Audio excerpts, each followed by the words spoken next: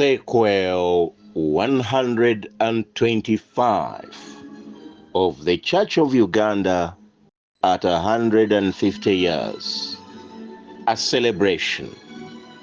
In this sequel, the resignation of Assistant Bishop GRESFORD Jones in 1923. Welcome. Assistant Bishop of Kampala, who was resident at Ngora in northeast Uganda, resigned in 1923. In his resignation letter, he copied the Archbishop of Canterbury, who was also the appointee, the Most Reverend Randall Davidson.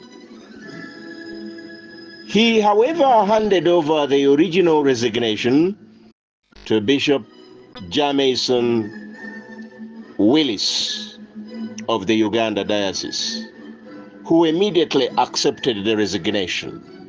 As a matter of fact, there are those who allege that he was overjoyed to receive the letter of resignation of GRESFORD Jones. He therefore immediately appointed the Venerable Matthias as the new Archdeacon of Bukedi to reside at Ngora and to take over the responsibility of preparing the area as a suffragan area, because it was being prepared to become the Upper Nile Diocese. Assistant Bishop GRESFORD Jones could not say farewell. He simply packed his belongings, got his wife, and they headed for the Ruzira port, boarded their ship or steamer ship, and they left Uganda. Of course, they arrived safely in England. He immediately reported to his appointee, the Archbishop of Canterbury, Most Reverend Randall Davidson, and told him the whole story. But the Archbishop of Canterbury was more of furious than understanding. He therefore demoted the bishop by making him a mere vicar of Peshawar. Now, this is very difficult to understand. How can a bishop be demoted? Well, he was consecrated a bishop, and therefore that couldn't be taken away.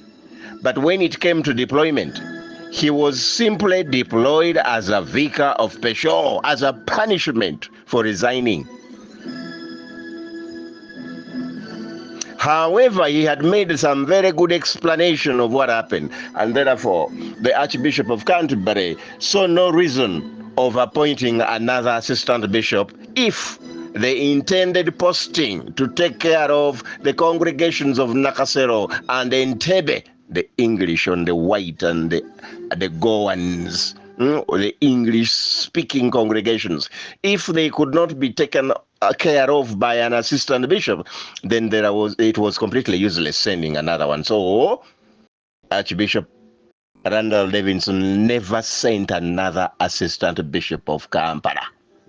But that was because of the explanation that was given by this demoted man, being now deployed as a mere vicar of Peshawar.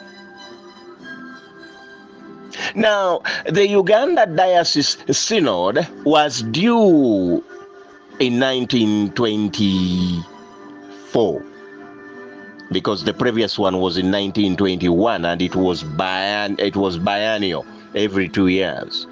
So it was due to sit either at the beginning or at the end of 1923. But now, because of this resignation, Bishop Jamieson Willis was not very aware of how the Archbishop of Canterbury, Randall Davidson, would react. And he therefore decided to suspend the synod. So the synod did not sit in 1924.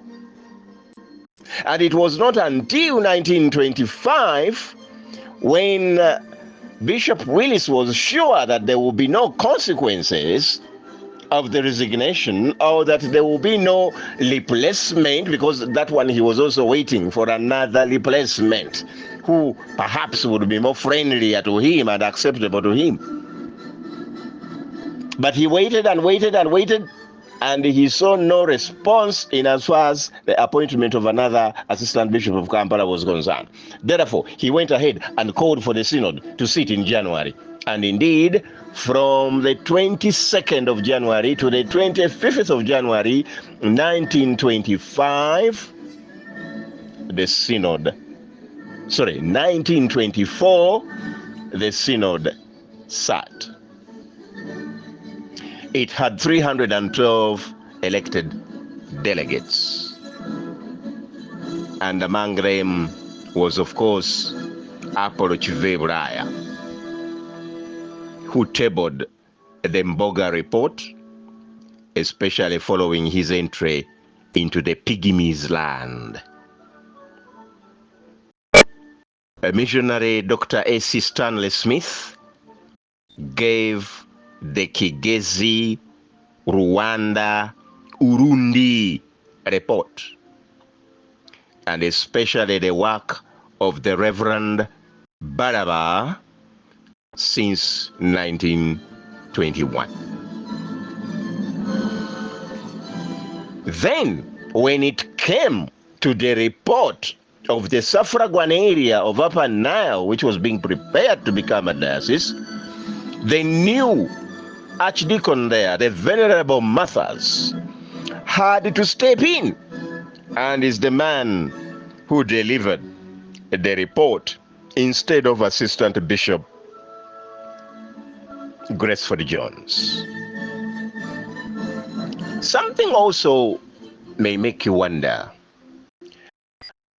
The area had an archdeacon who also, because of the Synod of 1921, got into problems with Bishop Willis, and he transferred him to Busoga as archdeacon. That was now Leonard Kiching. And now, instead of returning Leonard Kiching to Ngora, he left them in Busoga, appointed Matthias. And now it is Matthias giving the report. Now, the synod was due in 1993. It never happened. One may wonder, what was Bishop Willis against? Why didn't he want to receive a report from the resigned bishop when he was still around? Those are some of the things we will never know because they're not documented. Anyway, the Reverend Albert Volo gave the West Nile a report, and the West Nile report was basically from the Africa Inland Mission missionaries who were running the area on behalf of the Church Missionary Society for as long as they were Anglicans, because the Africa Inland Mission was interdenominational, and there was that agreement of many years earlier. Now, GRESFORD Jones spent in the year 1924 as a vicar, the year 1925 as a vicar, the year 1926 as a vicar. But now, the Archbishop Randall Davidson realized that he was about to retire, and he did not want to leave a problem to the new Archbishop of Canterbury, whoever that would be. And so in 1927, Randall Davidson reinstated GRESFORD Jones' status as a bishop by appointing him the Bishop of Warrington. But that was in 1927. So thank God. Maybe a few years of going through the reports and the story of Bishop Gresford Jones, maybe Randall Davidson was able to reconsider and reinstate Gresford Jones to the status of a bishop and appointed him Bishop of Warrington in 1927. Now, as Bishop of Warrington, Gresford Jones remained a friend of Uganda. For example, he opened up 2 opportunities for Uganda native clergy to train in Great Britain. And of course, one such beneficiary much later on was the Reverend Silivano Wani, who was from West Nile. This bishop wrote a book. So the time he spent, those 3 years, he wrote a book, which I don't want to go into. He also prepared the area to become a diocese. That's why I'm referring to it as a suffragan area by 1923 when he resigned. Because I may not have a chance to return to the life of Gresford Jones, let me also make it clear that he lived a long life. He died on the 22nd of June, 1958 in Liverpool. Like father, like son, Edward Michael, his son, also lived to become a bishop. May the good Lord bless us all.